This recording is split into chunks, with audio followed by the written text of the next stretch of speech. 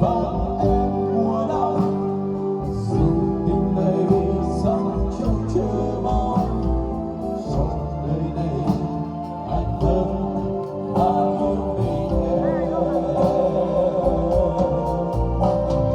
Dù rằng đời sẽ đi về đâu, dù mặt trời ai dừng làn sóng, anh vẫn trọn đời mãi mãi yêu mình em thôi.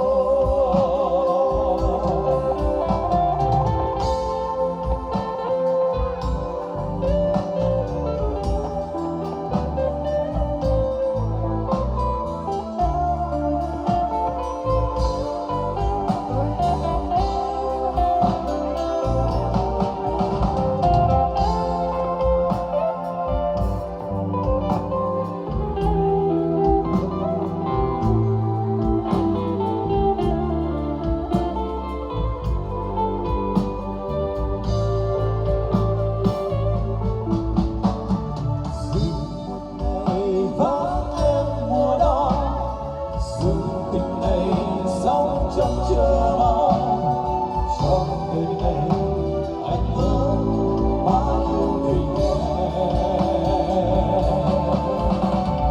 Dù rằng đời sẽ đi về đâu, dù mặt trời ai dừng làn sóng, anh vẫn trọn đời mãi mãi yêu mình em thôi.